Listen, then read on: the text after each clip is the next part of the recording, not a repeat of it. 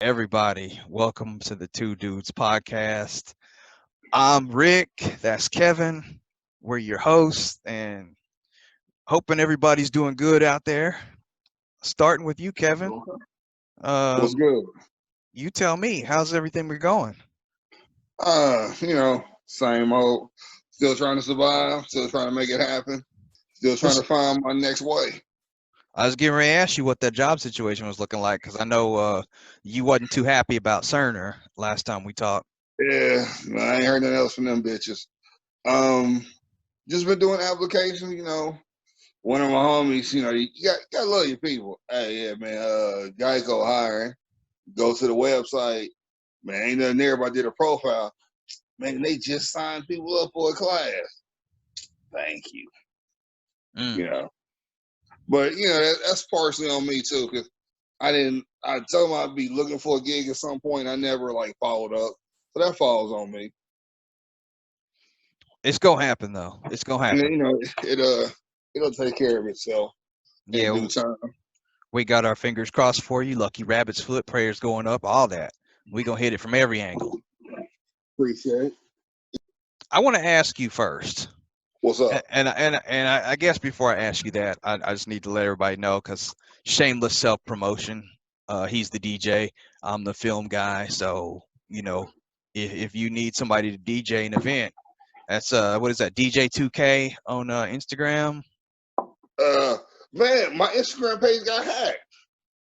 What? They hacked my page, and I can't get no access to it. Okay, that ain't good. And now I'm just like, fuck doing it again. Instagram was like, ain't nothing we can do about it. I'm like, it's your shit. How's it nothing you can do about it? So I'm Now, just like, see, what? I'm over it. I didn't heard a lot of people getting their Facebook and they Messenger accounts hacked, but I ain't heard of nobody getting their Instagram hacked yet. Yeah, These no, a few people. these Because one criminals are day getting ruthless. I was trying to add some pictures one day, and I was going to advertise that wedding I was supposed to do at the Kansas City Art Museum. Uh-huh. Just put out there that I do classy shit, and I couldn't get to it. I was like, what the hell's going on? What's going on? So then, I'm working on it, trying to figure out what's going on. Then that's when I realized, man, somebody just took my page. It ain't even doing shit to it. It's just sitting there. I think it's a glitch in their system to where if you have multiple pages, at some point they might just take your page just cause. Damn. Yeah. Just some old, like, your father done told you you can't have a snack till I do, and you get to a snack before him and he take yours just to show his dominance. Oh, bitch ass shit. Damn, they was cutthroat around the plate at your house. And, I have no comment about that. Rest well, Leroy. All right. Um, all right. Since you can't get him on his IG, you need a DJ, get him on his Facebook. Um, or you can email us at the two dudes podcast at yahoo.com. Yeah, We'll make sure we get that out to him. I'm easy to Again, find. again, that's THE, the number two dudes podcast at yahoo.com. Mm-hmm. And if y'all need me to do any photography or video, I'm going to be booked for the next couple months because I'm working on a short film. And starting next week, I'll try to get y'all some updates on that. So it's going to take a lot longer than I thought it would, especially when I start doing the test screening for special effects. That should be fun. It is. If I had hair yesterday, I would have pulled it out because I was trying to put a lightsaber on some film that I shot, and it has not worked out very well yet. But I got some other things that I was able to get. It isn't something that'll be impossible. I just found out how time consuming it is just for 1 second of film, but I'm gonna make it happen. Um, Enough about us and our shameless self promotions. I want to get to the topics. I want to start off with the one that I hate the least, and I'll tell you why in a minute. Talk to me about the BET Awards, that just recently happened. What was your take on it? Well, my baby mama hosted it. Fellow cancer Amanda Seals. She did a good job. Apparently They green screen her part from her house the whole time. Give her props every time she was on screen. New outfit from a black designer. So she's always big on black culture and stuff like that. Give her all the credit in the world. And all it was a giant ass video sold with some awards periodically. All their performances was videoed.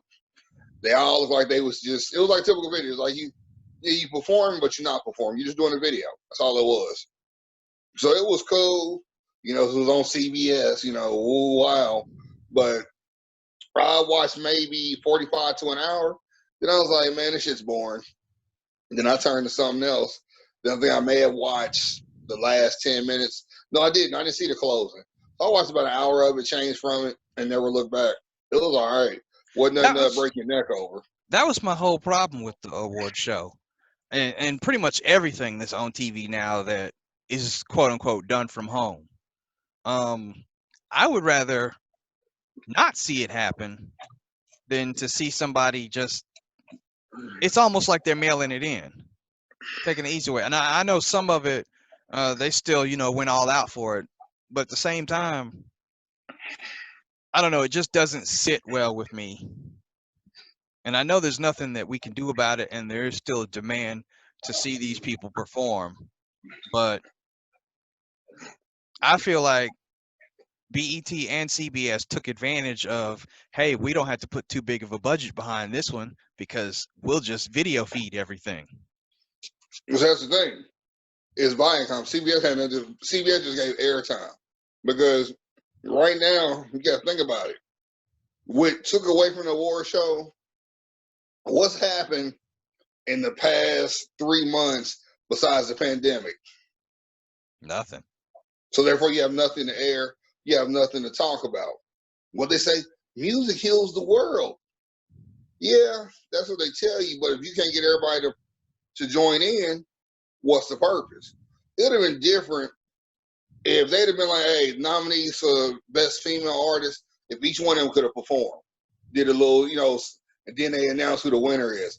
That would have been dope. It would have made the show more compelling.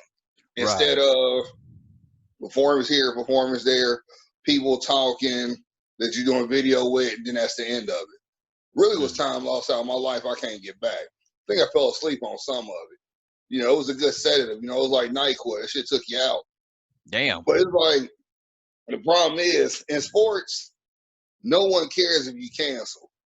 In entertainment like this, that's when they want to care about if something gets canceled or not, which is kind of ass backwards. I just saw a meme before we started doing this that said finally New England has a cam that hasn't recorded anything illegal. Wow. They ain't wrong. You and me talked about it the day that it was official, and I said I didn't see it as a good fit. You said you did. Tell me why you think it's a good fit. It's a start over. Whole new situation, whole new scenery. I mean, granted, you're going up the street, you know, you're still on the East Coast, but it gives Cam a chance to do over, get refocused, because Cam fell too in love with being Superman versus being a quarterback. But at the same time, his coach was losing control of the team and was just doing whatever management wanted him to do to keep his job. You see the minute they knew they was going to fire Rivera last season and that they would fire him, you got to get rid of Cam, they shut Cam down. So in some regards, Cam did what he needed to do in Carolina. Cam never got a lot of help. He's not the greatest thrower. Like I was telling my brother, Tony, you got to start Cam out with a couple of dump offs, slant screens. That gives him confidence and he's all over the field. You want him to go deep out the gate, that's not his game. And you can't have him throwing deep to somebody that got my speed. You know, that makes no sense. And even when we did it, and I hated it here, your tight end should never be your best receiver. That's never a good thing. But that's how they got down. Olsen was their best receiver. When he went out hurt, he ain't had nobody else. Okay. That's why I think that it's not going to work out in New England. One, this coach demands perfection. He's not going to be easy going like Ron Rivera. Secondly, the New England Patriots receivers are average at best. But that's better And than what Cam had. If you take away the tight end, name another receiver in Carolina. during the Cam Newton era, I mean, outside Devin of Benjamin, yeah, Funches, Steve Smith. Yeah, Steve Smith. Steve Smith and Devin Funches. Smith did his thing. They got rid of him so it could be Cam's team. But they never replaced Steve Smith. They replaced him 2 seasons later with Benjamin. He had 2 good seasons, gets hurt, balloons up like a fat nigga, never gets his shit in line. They cut him. All he had was a tight end. Then when Funches, you new to the offense, so how effective will you really go be when there's a whole nother system? Funches was inconsistent. I played with him on Madden. He's inconsistent. So it's like Cam never had a legit receiver once they got rid of Steve Smith. And he can't throw the ball to himself. Although if you ask him, he'll tell you Superman can do that. You need to go sit his super ass down. And the thing that tainted Cam is when they said he didn't die for that fumble in the Super Bowl. Talking about Von Miller punked him. But they don't address how Cam had shoulder surgery after that. So was his shoulder already fucked up? If your shoulder already messed up, are you going to make it worse? Or are you going to make it tolerable? If he'd have hit that foul, he probably would have made it worse. Bro, So you talking about the Super Bowl though. I'd have dove with everything I had because you may not get back there. And see, last I checked, he's not. this I got to listen to Uncle Dion. It's a business decision. Because if you get to one, you got to think you're going to get to another. So, I'm going to hold up. But that's Y'all go ahead. you talking about Uncle Dion, who's been to another and another. Yeah. So you got to have that mindset. I don't think Cam has that mindset. And by the way, who's the deep threat in New England?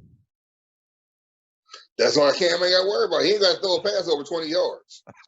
He's not going to have to because there isn't a receiver that can get open like 20 yards down the field. So he's going to be fine. He's going to have the same problem. Cross patterns. But see, another thing you don't realize also, Belichick has a chink in his armor because of the whole Tom Brady and the backups. When they were shipping away backups because Brady didn't want a replacement and Belichick got signed by Robert Kraft. So there's a chink in Belichick's armor to where he still wants to prove I'm that dude. And Josh Daniels has to get on for that ride because ultimately, for some reason, he feels he has to be head coach in New England. Well, he done had plenty of offers from other places. Whatever reason, he just thinks it's New England or die. I don't know why he thinks that, but that's how he thinks.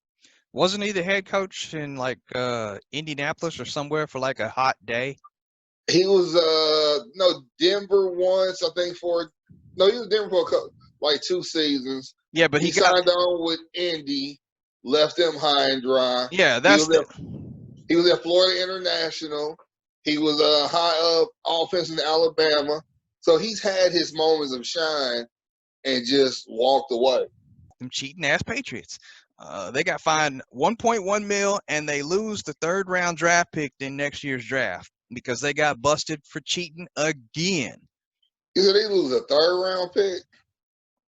Yeah. They probably wasn't gonna make the team anyway. That's what I don't like about it. The 1.1 mil. That's probably like pocket lint for Robert Kraft, but that's money they would have had to give Brady if they had kept him. I mean, it ain't also nothing financial. Tell them they gonna lose a TV game. That'll hurt them. That TV money. See, now that would be nice. I would want them, and I would want it to be a primetime game too. Yeah, like you out there. You know what? Tell them this they should start doing to these teams when they have infractions. Yeah, take the draft pick, whatever. But then also, if this is a repeat offense for the next season, you're out of the rotation for primetime games. That would be cool, but you got to be careful with that. Else you could end up with the Bengals and the Browns every week on Monday night. Hey, I don't give a fuck because you people all the time. I'm tired of seeing the same teams. All right, well, here's something different, bitch. You like it? Well, that new schedule's out. You won't see the same teams every week now. Yeah. At this rate, we ain't gonna see nobody. My team opens up Monday night, so it's all good. Hey, sometimes you gotta throw a bone to a hoe. But what's that got to do with my team? I ain't got to your team yet, but I am gonna get to your team yet. Cause y'all look like y'all having a little problem signing Chris Jones. Chris Jones and his agents are dummies, plain and simple. No defensive tackle is making 20 million. You are a factor of our defense, but as I was reminded by the homie Luke that from St. Louis who got to see Spag during the Ram years, Spag pushes everything but a defensive tackle. So that's one of the most least important positions on the defense. And so for you to say you need 20 million, you have lost your damn mind. Your franchise tag is 16 and a half. So where does that 20 come from, bro? It ain't gonna happen. So Yeah, so he just, and I he's think prepared to sit out also, the season, though. You think he I will? think also what he's trying to do, he's trying to ruffle feathers because all you heard is Mahomes and his contract and Dak Prescott is his. You ain't heard nothing about him. You heard about two quarterbacks, two black quarterbacks, and there we go, a black person trying to take away from another black person. When's this black on black crime gonna stop? I saw when he made that comment talking about Bell told him sit out. Ask Bell how that worked for him. He still didn't get the money he asked for. He sat out, and then he ended up with the Jets. Yeah, that's The double Jets. negative. A And double negative. they were trying to trade him come mid-season. So if he don't show out this year, bye-bye, and you lost a year out of your game because you sat out. But Chris Jones being a defense. Go the ahead. Jets don't even have an O line. So what's he gonna Exactly. do? And by Chris Jones being a defensive tackle, everybody looks at the defensive tackle is just a big fat motherfucker. They're only going to be athletic or anything. Just somebody that can take on a center and a right or left guard to where everybody else got one-on-one potential to beat the man and get to the center, to the quarterback. So you're not valued in any special way to try to demand what you're demanding. So he needs to get off his high horse and sit down. So I don't know what makes him think he's worth more than what he is. It would be in his best interest for them to work something out with Mahomes, because then you start thinking about franchise tags and everything. See, here's the thing. Mahomes I ain't worried about. As long as we get him done before Prescott. Prescott right now has pissed Jerry Jones off. Because all you hear Jerry saying is, I've never been afraid to open my checkbook. Clearly you are. Because all Prescott wants is a 4-year deal. You want him for 5. Prescott knows he doesn't want to be like Cousins. He don't want to be franchise tagged 2 years back to back after that to where you undercutting what you paying him. He don't want to go through that. Washington being allowed to do that was a crime on quarterbacks. And Prescott can see Jerry doing that, which I can see Jerry doing that. But So like I said, though, it works both ways. If he can outlast that contract and those franchise tags, Cousins got paid. And Cousins is not nearly the quarterback that Prescott is. Here's the thing, though. Cousins only got a 3-year deal. Yeah, he got like 90 mil, but it was a 3-year deal. And then he got this deal he got now. But So how it's much like, more do you need? I'd rather have several years and do 1 year at a time because at the end of the day, it's a gamble. You really are a gambler. You don't know. Lawrence Taylor can come around that corner and Joe Theismann you at any moment. You know what I'm saying? You rolling the dice, and that's a hell of a dice roll. Like I talked to you earlier this week or last week, and I'll tell you how I was outdone with Priest Holmes numbers before that punk ass Denver player horse collared him. He was killing. He was about to get beyond paid. Probably would have set some records. But you rolling the dice. He never was the same after that injury. Dad could get hurt and come back and never be the same. And you know Jerry's known to just toss a player. Look how he tossed T.O., and T.O. was perfectly healthy. Yeah, that's T.O., true. Marion Barber, I forgot the other receiver. Dallas is known for tossing players they think they done. With the coronavirus, still a major force in our lives. I'm still going to the games. Fuck it. I agree with you, but first it came out the NBA said that they may stop their season if it blows up real bad. Do you Well, they're agree being with? full of pussy, so you know. But here's the thing: a lot of people, and the commissioner has not said this in the NFL, but a lot of people say there's a possibility that we may not have an NFL season. Now, if that's the case, do you believe that we shouldn't have the NFL season or should? A guy posted this and he has to work just like we do in this COVID-19 era. And his post said, if I got to work, they should have to as well. This virus ain't going anywhere. And then somebody came right after him and said, I'm essential and expected to be in the hot zone every day. So, is it selfish to demand an NFL player not to be there? Or should they have to work just because everybody else does?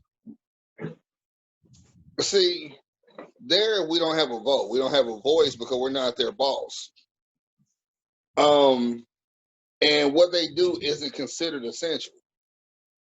What they do isn't considered a must. They're just providing entertainment.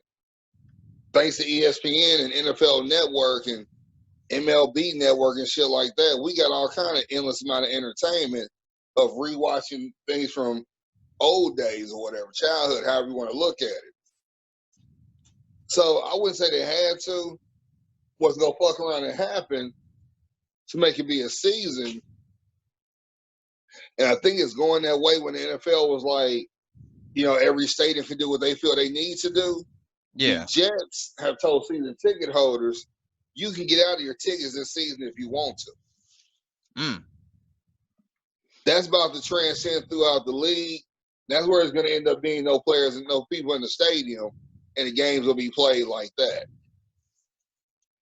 So Well, it's hell no. like, yeah, it'll be nothing more than cheerleaders and coaches on the sideline and the camera crew. That's what's going to end up happening. Funny you should mention that, because your boy was watching UFC fight on Saturday. You really was bored. I need sports, man. I need sports. But them brothers was kicking each other's ass too. But aside from that, there was no crowd in the arena. You Well, hear cheering, but that was, camera crew, people from your camp, people from the other camp, and then, your announcers. That was it. And you could clearly tell that it was empty arena, but it was still business as usual for the athletes and everybody in their camps and everything. And after seeing it, I could say wholeheartedly that if they did not allow any of us in any of the stadiums, yeah, yeah, I'd still watch it on TV, because at the end of the day, it's still sports. And yeah, football everybody would. football is one of the best ones to watch on TV, because you can clearly see everything. But see, here's the thing. Here's where football can win and basketball would lose. We know football comes on at 12-3, 7, 7-7. You know, Monday, well, 8, I guess, 8 or whatever. 7 on Sunday, 8 on Monday, and was it 7 on Thursday or whatever? Yes, sir. This is where you can win if you're the NFL. When you had nobody in the crowd, cool, no problem. Don't even worry about it. Parking lot gonna be empty? Cool, no problem. Don't even worry about it. Season ticket holders. We're about to put this whole canopy shit up. Got heat in it, got food, everything you need. Checking people's temperature before we let them in. Y'all can watch the game in here, and we can facilitate the noise from y'all watching the game to the field. People want to buy single game tickets, y'all can be over in this tent. Y'all can go watch it. We go check y'all tent. Y'all go over here. So it's like there's ways to where you still can have people involved. Even you got to factor in the noise where this, that, and the third, which is cool, whatever, because you can take that off old game clips with no problem.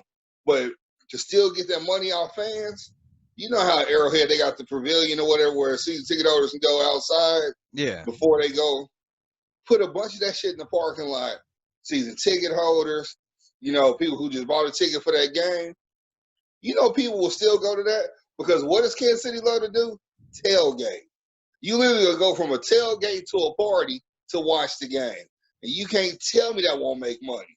The reason why it wouldn't happen across the NFL, because these dumbass people that built these stadiums didn't build a parking lot.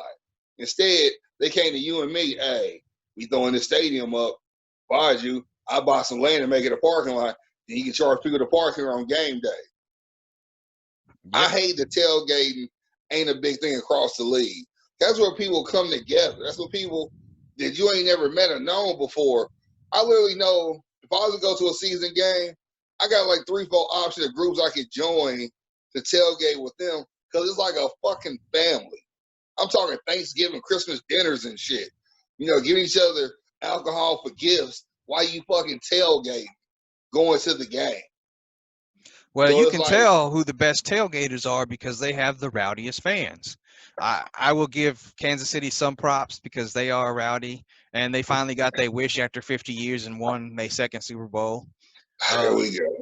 No, that's all. I'm not saying anything bad. You ain't got one of these Packers. second Super Bowls, you know. End Well, of I the mean, day, what do you want me to say? What do you want me to say? Y'all won the Super Bowl finally. I mean, yeah, we won the Super the Bowl, and I know it sickens you. the I sun talked to shines other on the friends, dog's ass sometimes. yeah, and that sun's about to shine for 2 straight years. Because we don't have a season, we're still going to be the champion. No, And that's gonna, There's an asterisk on 2020. There was no champion. yeah, but still, you're gonna look when you look at the sports almanac, see who the champion If you look was. at the sports almanac, it says vacated. There is no Yeah, but then you're champion. gonna look to see you always look to see who's the most recent champion, and it's gonna show Kansas City Chiefs. Oh Now, Lord, it we need won't a hurt you season. as bad as it will the 49ers, because that was a horrible game they played. If we No, didn't no, spark, look, I take it back. 49er fans, I'm going to come to your defense. Those first 3 quarters were the best 3 quarters I ever seen. Your last quarter was the most fucked up quarter I've ever seen of football. First of all, you don't pose in the end zone early in the game after coming with a after stop. one play, one Especially fucking play. on a team that proved 3 weeks in a row a double-digit lead ain't nothing to them. See Ain't what we did to them it as didn't the even take Texans. them a half to come back. It takes them a quarter to come back from a double-digit lead. The Texans just left the stadium after that ass whooping. They got there so long they called COVID because they still was in shock. They I just left. I will give Kansas City their props on this. I've never seen a team who was down so much, and I'm not just talking about the Texans, I'm talking about the Titans too. And they never looked once like they were in trouble. No, and They see looked that's like they were spotting them points to make the ain't game all for interesting. realness. I feel like Andy was doing that because Andy never once snapped. The whole team, like I said, we were reminiscent of the Royals. The Royals never lost their shit through their 3-year run. When they won, when they went to the finals, the World Series, and they won, they never lost their shit. They always stayed just composed. Only time they lost their shit when Alex Gordon didn't run from third, which the sub in there, people that got caught or not, I say he should have just went for it, balls to the wall. Could have been something like Major League, his last play ever, but it could have ended with a ring. They could have been back-to-back champs. Whatever. But you never once saw them flinch. You never once saw them wiping sweat. All you heard was like, I know you probably seen the bit when Honey Badger was like, we just need a play. And Chris Jones was like, oh, no, Frank Clark was like, he did like this. Y'all see that? Y'all see what he just did? It's on now. And literally took off to where the 49ers got so relaxed and so dumbfounded feeling themselves. It's like you in a fight with you in a fight. And the whole time basically it's like we played possum and we were just tinkering to see what we could do, what we couldn't do. Because we made plays throughout the game. We just didn't stay consistent. Okay, we can do this. Let's see if we can do this next. It's like we treated them like, hey, y'all gonna come down and scrimmage with us? Oh, okay, cool. We treated them like a fucking scrimmage. Then when the coach was like, hey, if y'all do such and such an X amount of time, we ain't got to practice tomorrow. Y'all hear that? Coach said we do this, we ain't got. Then everything just took off from there. We never looked back. And one thing people fail to realize, and I've said it before, after that Tennessee game, when we was 100%, after that game, we got Frank Clark back. didn't have another injury. Whole team was there. Didn't lose one game. Manhandled, controlled, some comebacks that whole ride. That Houston game, I will say, I think the attention got to us because we never had fanfare like that. But once we shook the dust off, and Houston, another team that posed on the sideline acting like they the shit. Because I saw the video, they was like, they ain't ready, they done. Oh, too bad, y'all about to go home. They was talking shit. Man, the first time we hit them in the mouth, didn't respond. This is where Seattle doesn't get credit for what Seattle did to the league with Pete Carroll. Remember when they beat Denver to get that championship? When Denver had the hottest offense and Seattle had the best defense. Seattle started the trend, punch them in the mouth, see how they respond. When we punched Houston in the mouth, they never responded back, and we took the fuck off from there. And we did that the whole playoffs. We gonna take the best. It's like, you know when you play, man. You know the home team always got a run coming at some point. Yeah. So therefore, you take all you can take, then you respond back. We responded back. Nobody could take it.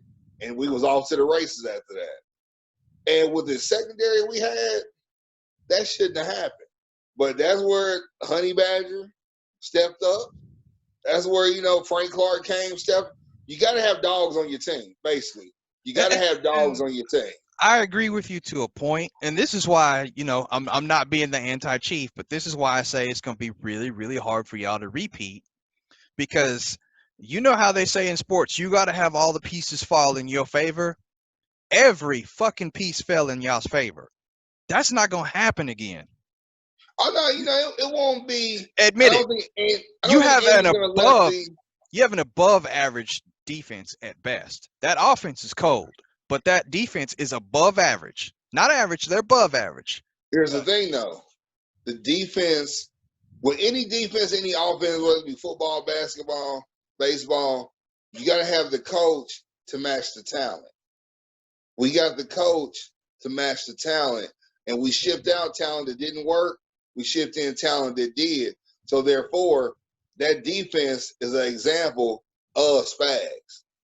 Once we got healthy and we got consistent pass rush, it was over after that.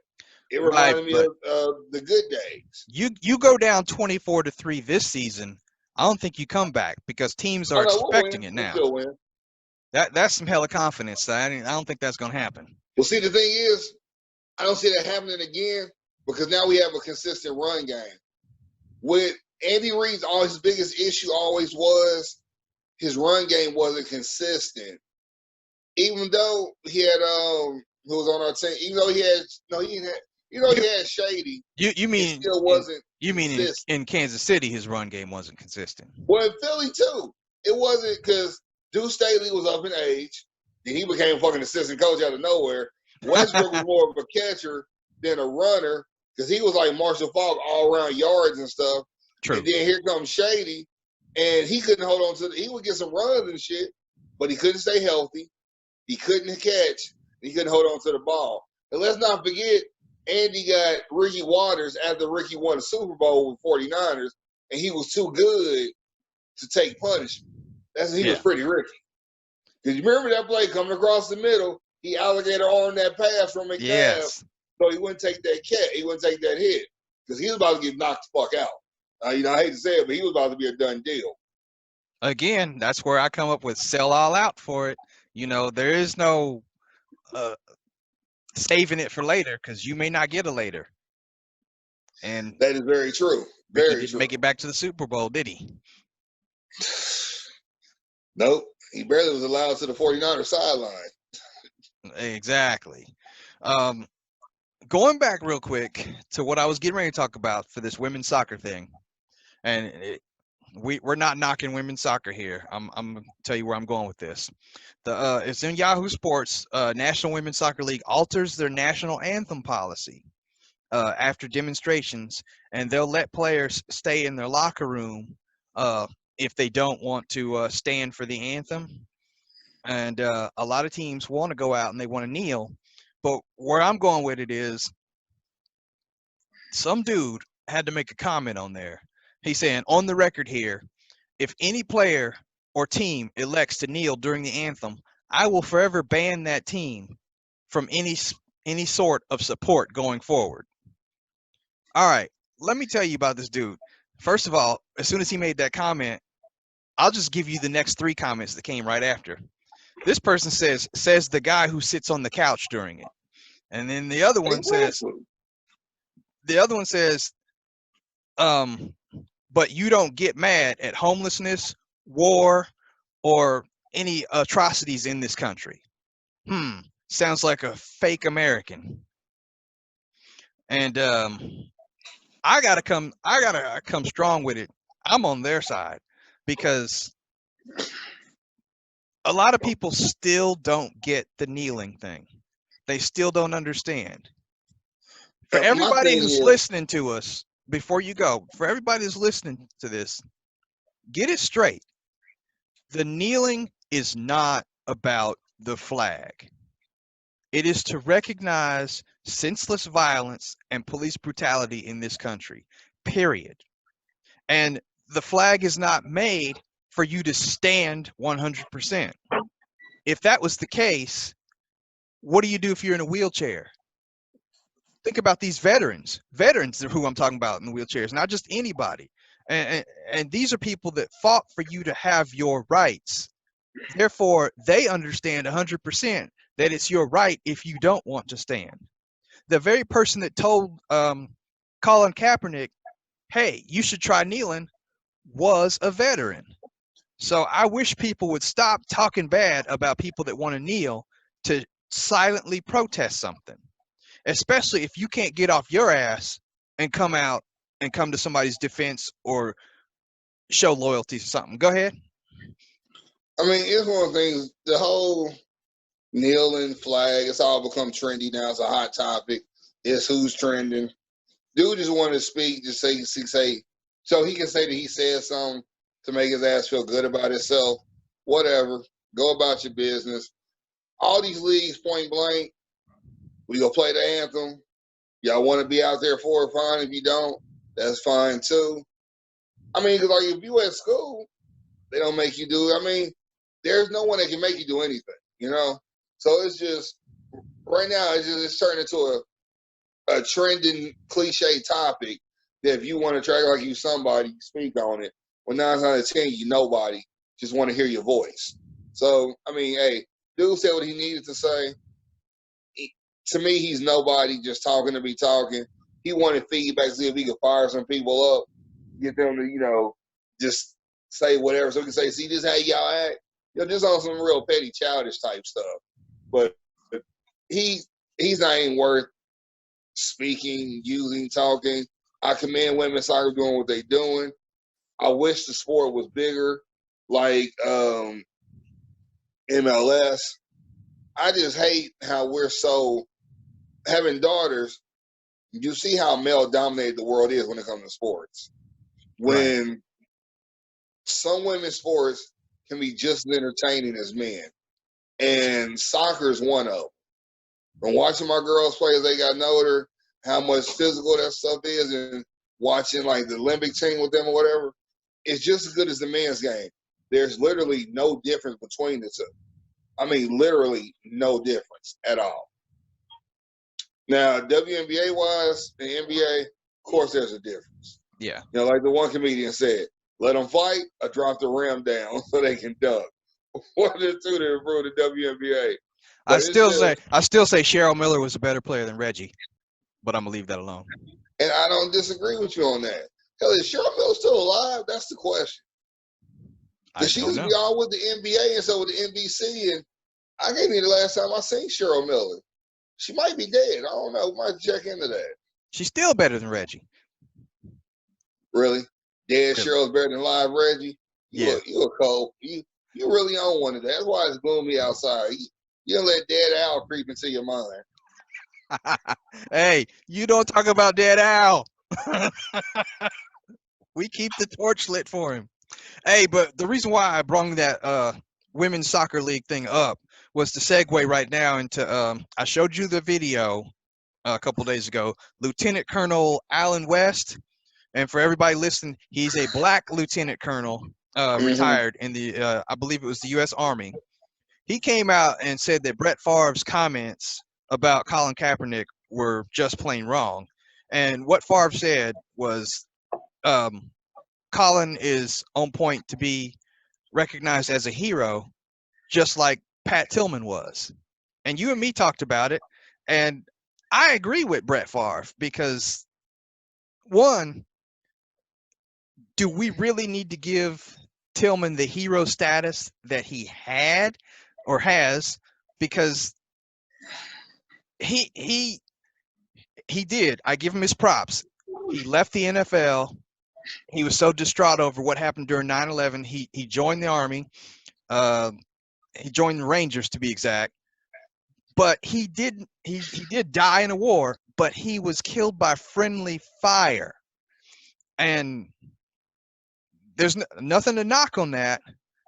He's got hero status because he did what people considered the right thing. He saw a cause, he went out for it, and he did it.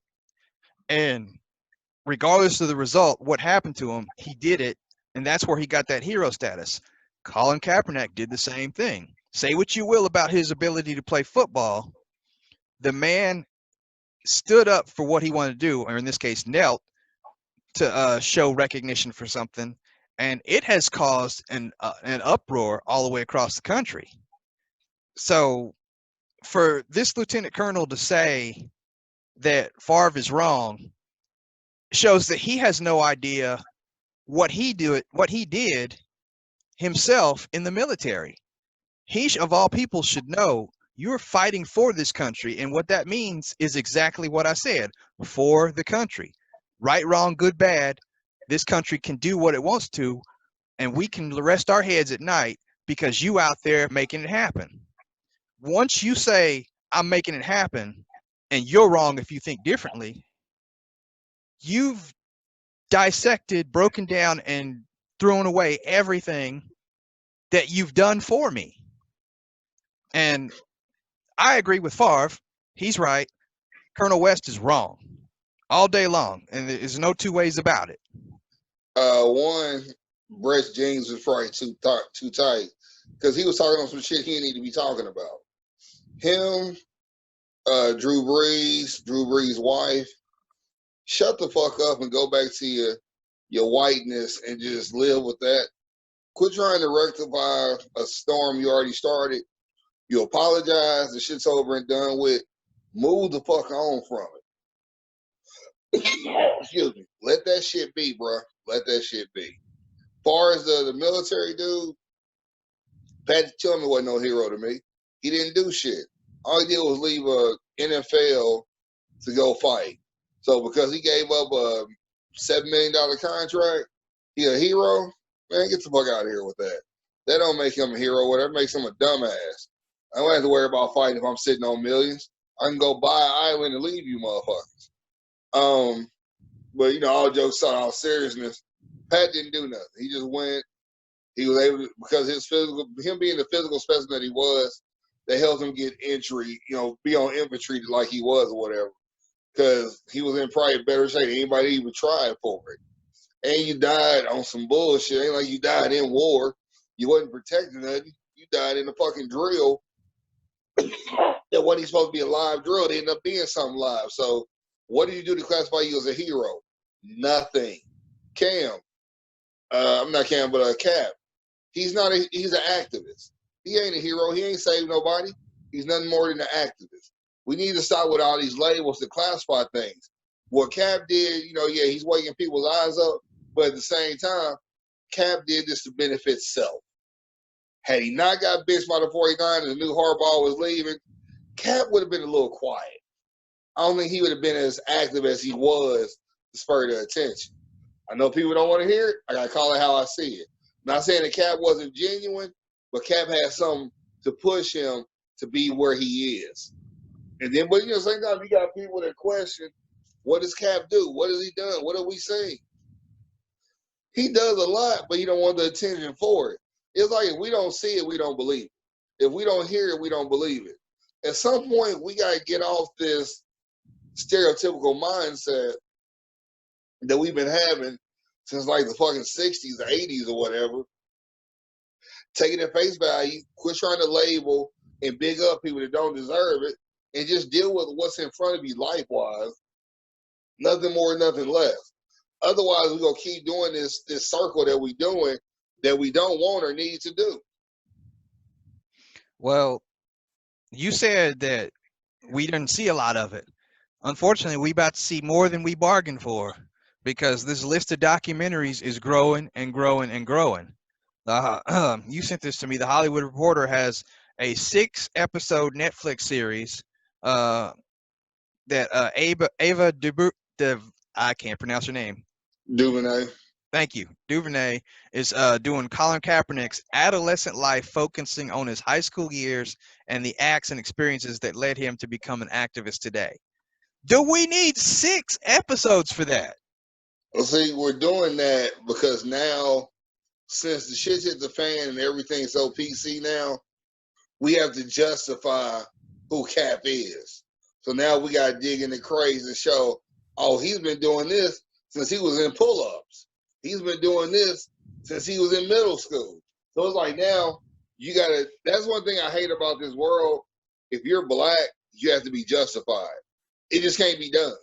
It just can't just be something, hey, let's follow him. White America wants you to justify it before you do anything, which I think that sucks, but that's how they got it. So now that everybody's on board, this black power, this, and we give them equal rights and all this other stuff. Now it goes back to, we let him slide by and we didn't verify him. We didn't vet him. We need to make sure he's what he say he is. So then what happens? Here comes Ava DuVernay. Oh, they're questioning Cap. This is my chance to do a documentary on him and fulfill my Netflix contract that benefits me also. Right. Because when she did the Central Park 5 or whatever, you've never seen it. Damn good documentary. Damn good one. But at the same time, what people fail to realize, all she did was put it together. Them dude's story was mind-blowing and tearful. I bullshit you not. Especially the last one, Corey, tearful. What they went through. What all of them went through individually, this, that, and the third.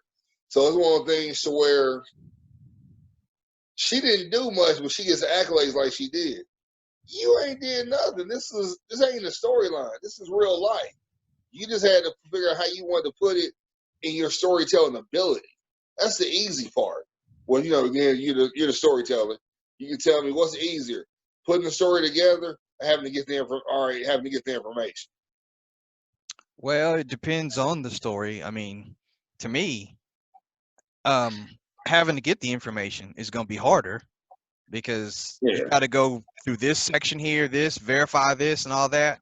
Once you got it all together, to me, then it's just a matter of, how do I want to cut this bitch? So if you already got your 5 storytellers there telling you how their jail experience was, you really ain't doing nothing. Nope. They've already, they're your verification. Yeah, exactly. So all you doing is placement. So it's like she really ain't did nothing, but she get all the credit like she did. So here she comes, flying in again. We're going to do this Cap thing. And Cap must be willing to be a part of it, I believe. So he's about to be your verification again. All you got to do is where do I want to put it? And that's the end of it. It'll be well done. It'll be gratifying for her and other people. And it'll justify why he is who he is. But the problem is, he has to, before this year is up, say whether or not he wants to play football. Because he got teams allegedly offering him deals to say he can come play there. He needs to say if he wants or does not want to play football. If he doesn't do that, then it is going to put a chink in his armor as far as whether or not it justifies the rhetoric that me and others have said that a lot of this is because of him wanting to be out of San Francisco. It's how this whole snowball happened. Well, that's my only fault with Cap right now. Not coming out saying something one way or the other. I mean, if he comes out today and says, "Hey, I'm focusing full time on activism," hey, congratulations, make it happen. If he comes out and says, "I do want to play football," I need the NFL to step up and say, hey, uh, come to our camp. We'll try you out here. Come try out here, whatever. And I need Cap to follow his end and don't change it at the last minute and say, oh, never mind. Come to this school. This is where I'll be. You know, both sides have to get their shit together. Well, see, on that thing, one of the two should have demanded a neutral party to put that together. That was doomed to fail before it even started. Yeah, I think that was still, Cap being set up to fail. Okay, so that should have been one to where a neutral party should have put it together instead of the league putting it together. Yeah, that's true. All right. Let's get to our secondary topic and then our main topic. All This right. one, because this one still deals with race, and you sent me this a couple days ago. Anthony Mackie had came out and said, the most racist thing in Hollywood is that the fact that Black Panther is the only Marvel movie with a black cast and crew. Yes, I agree with him that we need more African Americans in movies, but at the same time, you can't put all that on Marvel either. I mean, you got to look at all the studios and say that, hey, give us more. And I'm not saying it's even got to be 50-50. I'm good with 20% because that's still better than 3%. I don't like the way he came out and said it, though, because you getting your check weekly from Marvel because you doing a Marvel TV show. So he could have handled it a better way. Yeah. And my thing is, and this is where I'm conflicted. Why you saying it now? You did all Exactly. these Marvel movies. You done got Marvel fat on your pocket. They done made you a household name. Now that you know the shit's over and you probably won't be back to play your character, now you saying something. So you looking real suspect in my eyes. Well, actually, he is playing his character still, because Disney Plus is having the Falcon and the Winter Soldier. The first season starts, I want to say either the end of this year or the first January. Oh, so he is gonna be a part of that? Yeah. Okay. So that's why I said you can't bite the hand that feeds you. You still collecting checks from Marvel. I keep your mouth shut or come at it from a different angle. And people gotta realize Black Panther was a rarity. You won't see that again too often. I understand everybody hoopla about it. And it was so beautiful to see. I get it. Yeah, Black Panther, yay. But at some point it's gonna stop. It's not gonna be a consistent, and we have to accept that because you and I both know we ain't turning down no checks. We gonna keep working. So unless we decide to turn down some checks and actually make a black Hollywood, it's just not gonna happen. And see, I don't want to see that either, because we always push for equality, equality, equality. The minute you have your own little house here, it ain't equal. You should have everybody in the same house. I can't go over my neighbor's house and say, what you gonna make me for dinner? I don't live there. I can only speak for my house. And if somebody wants to come over my house, then hey, you're a guest. You have a say too. What do you want for dinner? What are we gonna eat? We talk amongst ourselves. But nobody can just like roll over my house and say, hey, can you cook me some spaghetti tonight? I'll be like, hey, what you doing in my house? Man, I feel what you're saying on that.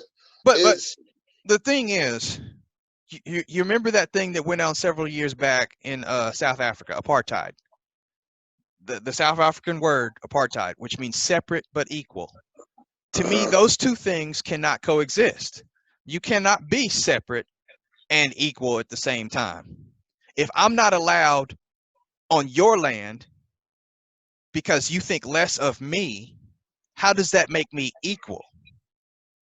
In order for us to get along and live together, there cannot be a black Hollywood. There cannot be a black music this or a black that. There can't be even in the white community themselves, they've got the country music awards. I don't like country, but damn, why do you have to have your own thing? It should all be together. There should be one award show, and we got to stop keeping everything separate and saying, hey, we need ours. It's not ours if we make up something else and then say, oh, this will be ours.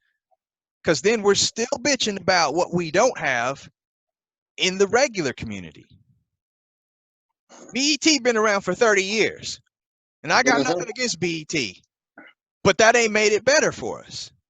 That's just a side project. Until this And you shit talking gets about, right in Hollywood, until this shit gets right in the music world, it will never be equal. that's where I'm going to have to disagree with you on BET.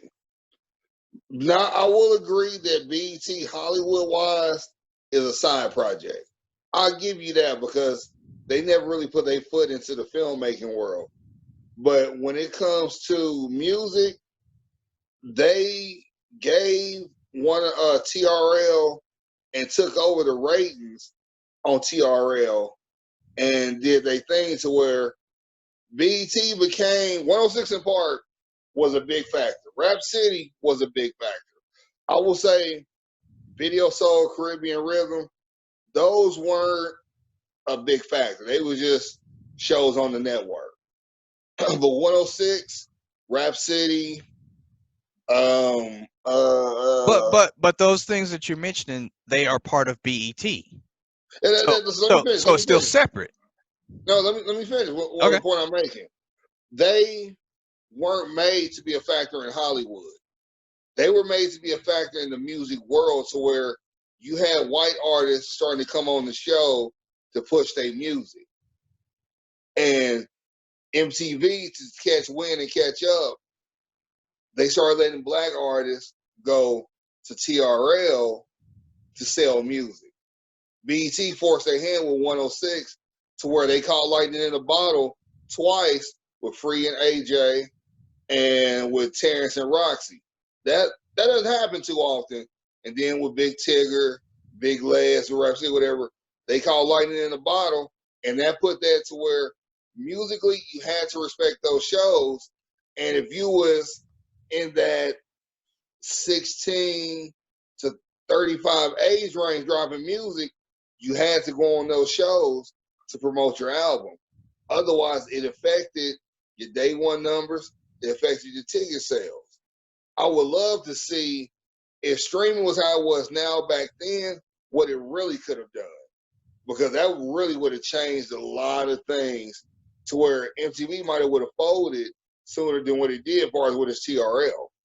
So it's like, so BET was never big in the production music type situation. I mean, a movie situation.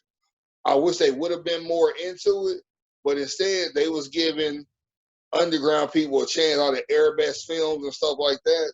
And all those is nothing but those, like my dad used to be, I just go to Blockbuster and find the black movie section. I just look and see what cover looks the most interesting. They pushed those, and that held them back from being more of a factor. Just like with TV One whole thing is they try to be known for unsung, and then just they TV programming, period. They ain't trying to do no videos. They ain't trying to do no movies. They trying to be out there for their TV show content. So it just, you got to look at what value they bring versus what they don't, because they all not set for the same things.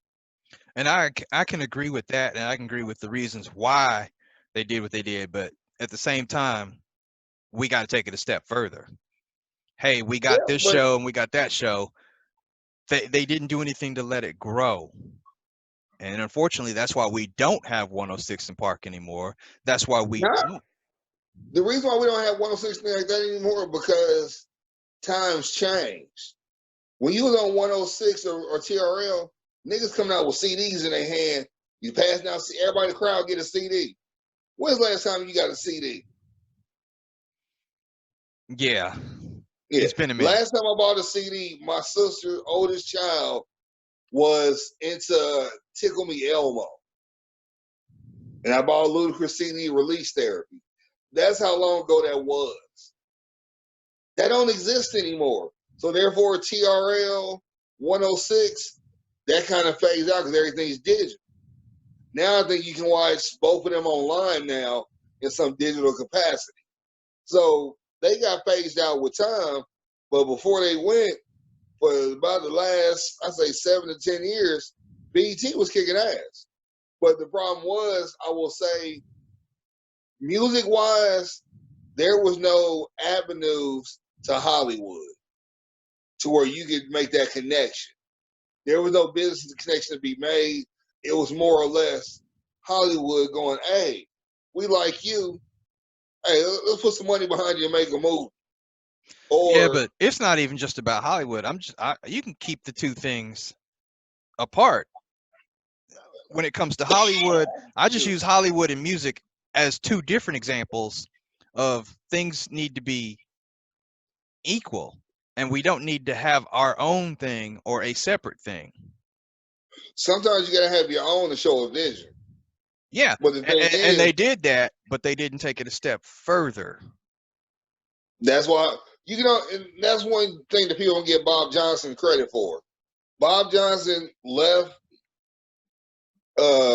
his ex-wife in charge, but he sold the company and made sure that she stayed chairman of the board because he did all he could do. There was nothing else he could do about it. And he knew that, and he stepped down from it. And you got to give him credit for that. You got to give him props for that. Yeah. Now, what was her name? Deborah Lee. Deborah Lee took BT into the reality era. You know, she took them into that and the 1 all that type stuff. But even then, that was short lived. So I think now, I want to say she's still involved, but not as much. I think Viacom Brass is kind of starting to step in a little bit more or whatever, because video watching and stuff like that, all that's becoming obsolete. It's like now, literally, like how if you look at the NBC umbrella, how you got 50 million channels under NBC, and at some point, all of them trickle down and show the same shit. Viacom's doing the same thing with MTV, all 89 channels and all 30 channels of BET and 20 channels of VH1. They trickling all the same shit down through them to where you're not getting much to choose from. That's why I kind of hate cable now, because it's like, what am I paying for? You know what I'm saying? It's just like, Exactly. ain't none of this making any sense no more. And that's the thing, I guess, and I'll close this topic down.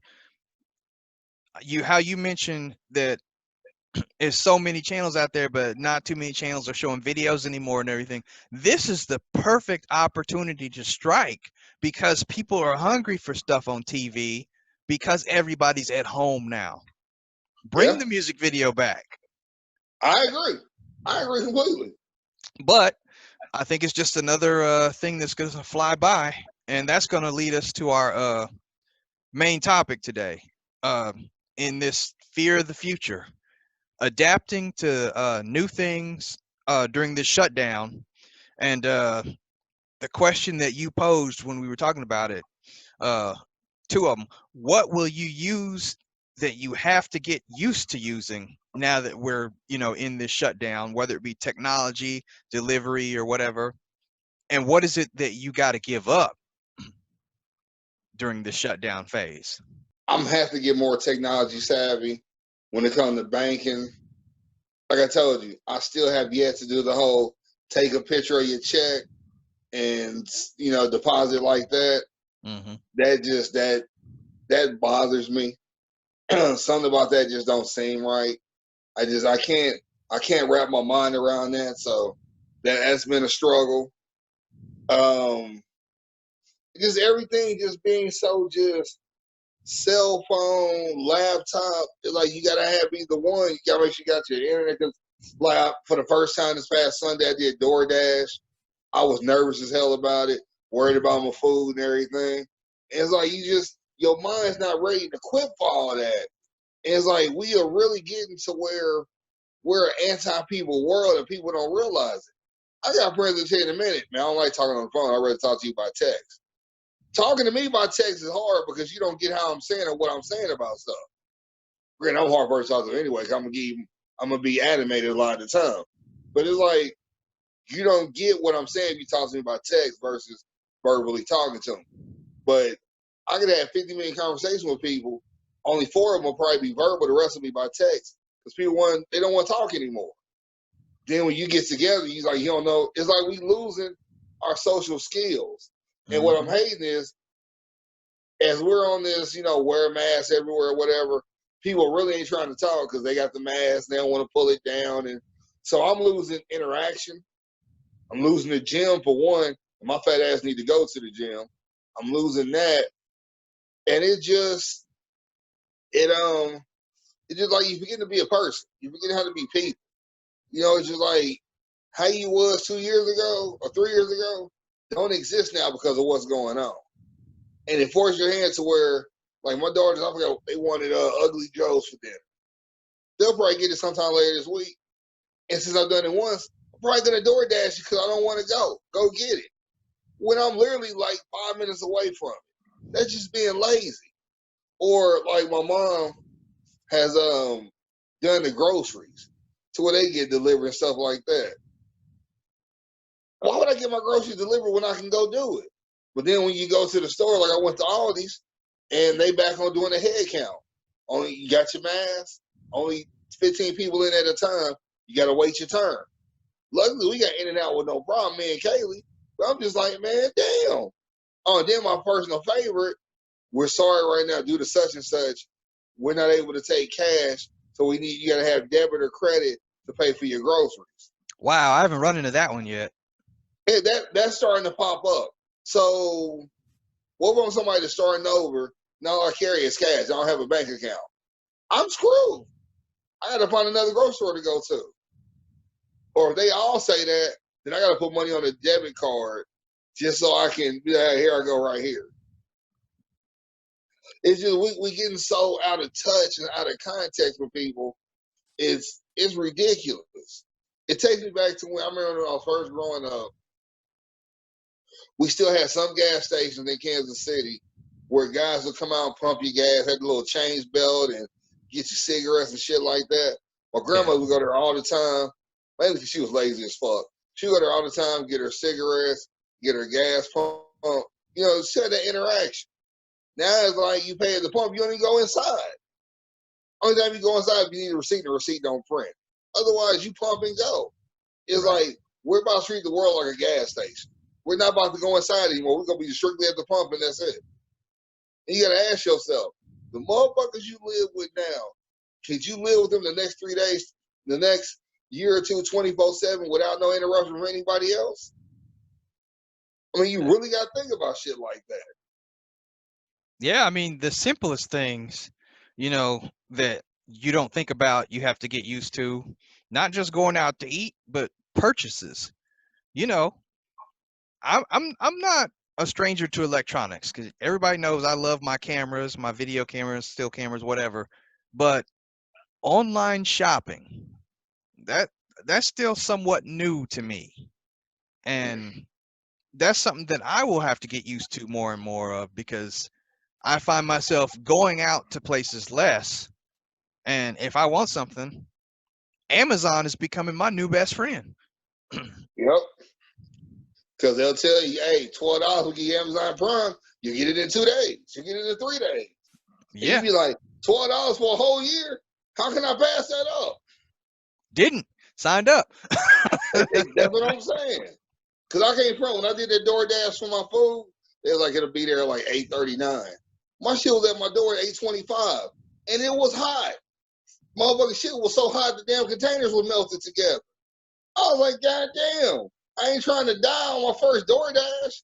Shit was good. Shit was on point. So it's just like your hand get forced so much. This is what I'll say. The world's gonna be on tilt when liquor stores start delivering. Wow, all the winos can stay at home. I mean, it'll cut down on some drunken and driving, drinking and driving, whatever, and That wrecks. is true. But the moment where you can get your liquor delivered, the world's gonna be on tilt.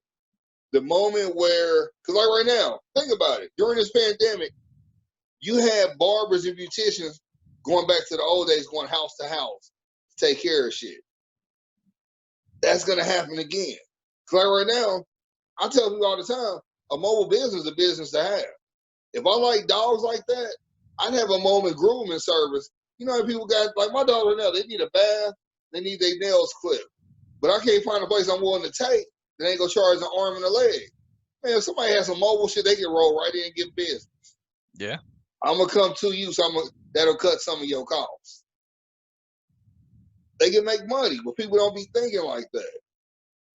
Well, Just like I would love right now if I could get a little yellow bus, make a little switch here and there, change the back door, where that mug open up, DJ equipment right there, boom, mobile party right there for you. Damn the tour bus, the party bus. Let me be a mobile bus so I come wherever y'all are and we rock out. that would be kind of But nice.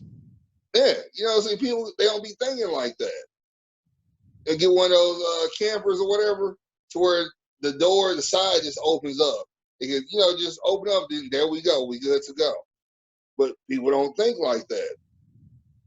Because we get into where we must be less and less in communication with each other. Only thing we all come together for is what? Fucking sports. You True. take that out of the equation?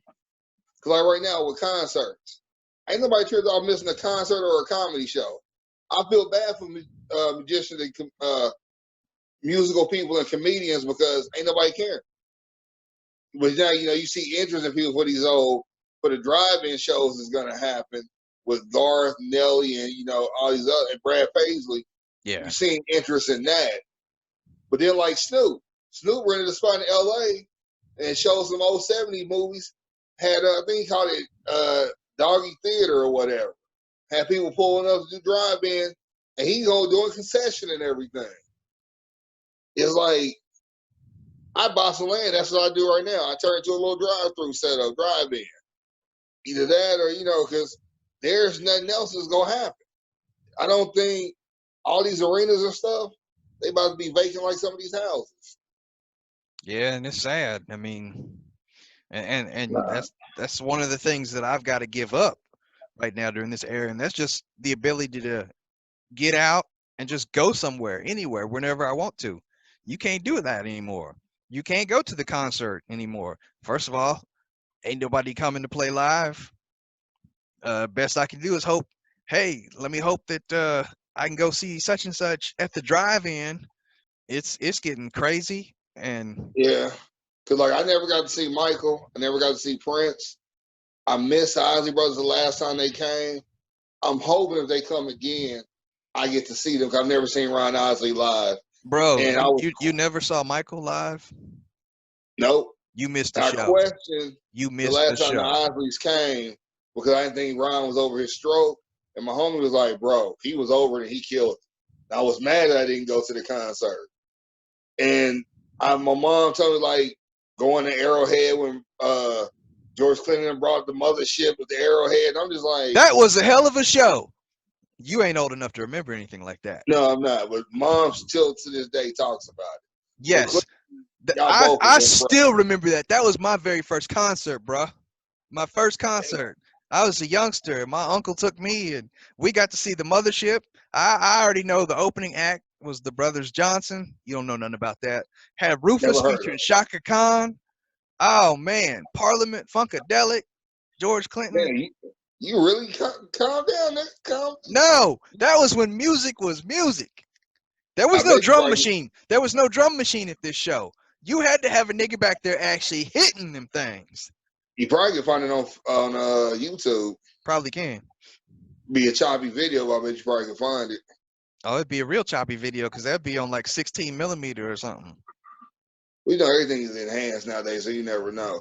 But yeah, she always saw it. She'd be like, I was at Arrowhead when George Clinton brought the mothership.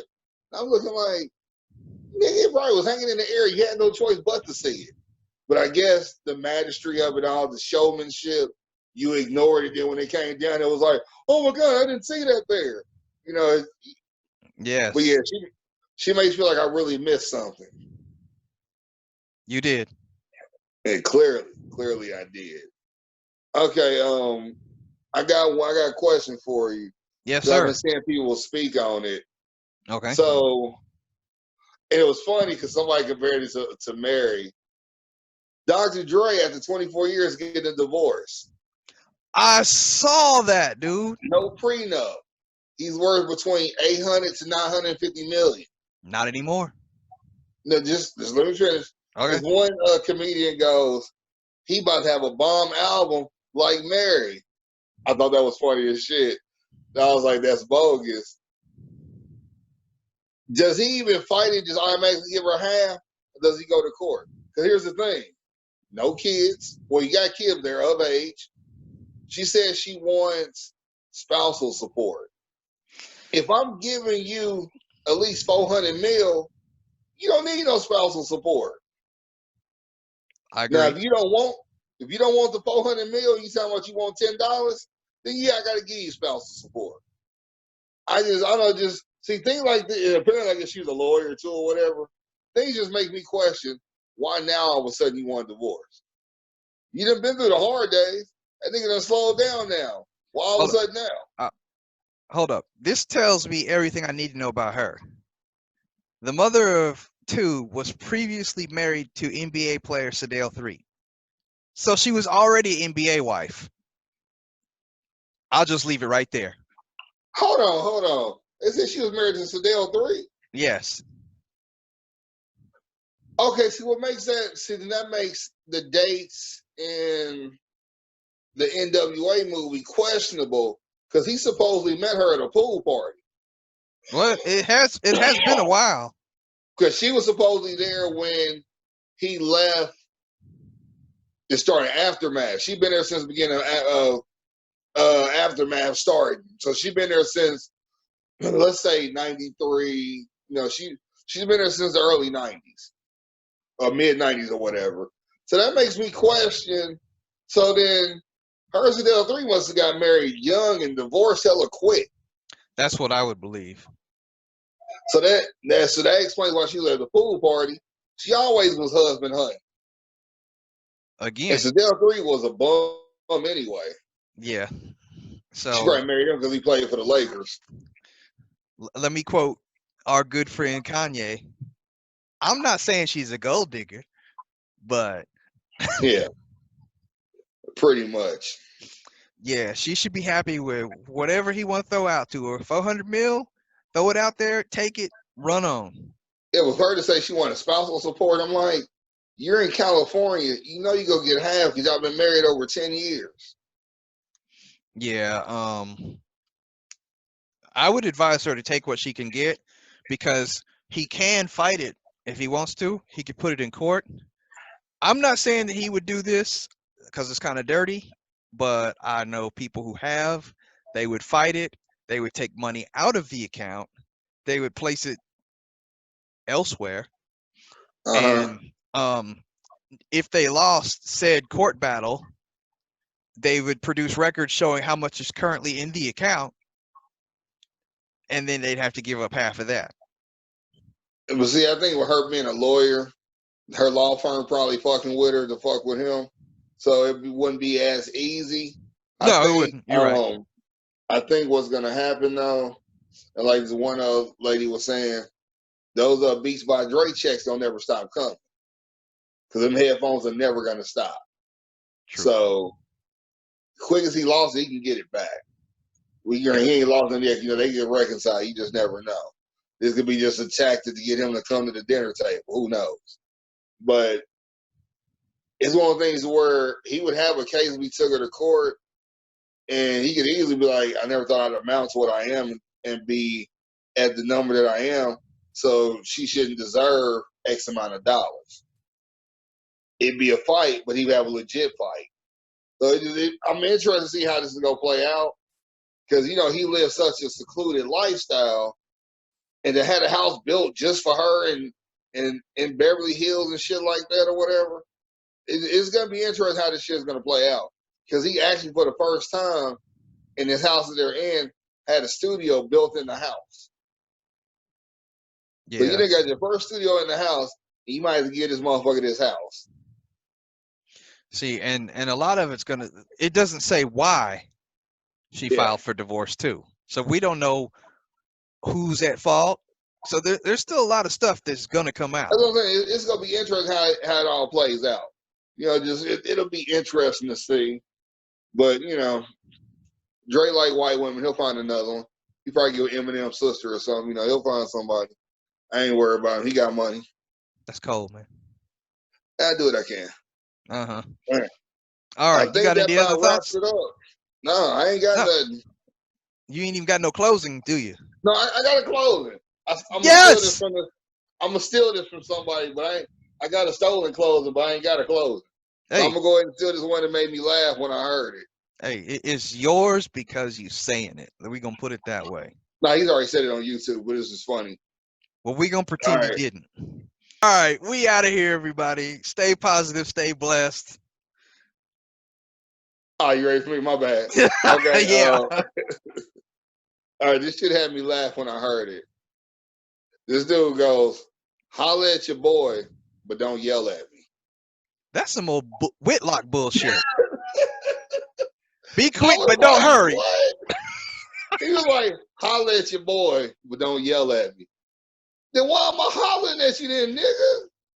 So that's what we're going to end it on. Holla at your boy, Well, you know why I but say don't that's yell some at me. Whitlock shit when he says be quick, but don't hurry. Huh? That's some old backwood grandpa Alabama type stuff. Yes, that's what we're going to end it on today. Yeah. Holla at your boy, but don't yell. I See can't y'all wait to later. say that to somebody just to fuck their head up. All right, my guy. I'll holla at you, everybody out there. Holla at you. Everybody else have a good rest of the week. Good 4th of July. Don't lose your fingers. Or if you do, don't let me know because I might have a joke about it. You out there in the country, no clay mortars or anything like that. I don't want my nephew to step on one by mistake and go flying. So, Oh no. You know. Oh, now y'all probably be driving around on trucks shooting rifles with moonshine for a couple hours. So, you just clearly you see I have no idea how the fuck country is. Yeah, I'm being you all done. kind of stereotypical. Yeah, because I have no idea what you're talking about. Yeah, I know y'all still got to go to the well for get water and stuff like that. Just hey, be safe. Watch for the Honey, stray bullets and stuff. you're funny. You're a funny guy. Hey, just stay away from the cotton on the 4th of July. That's all I'm saying. Later, everybody.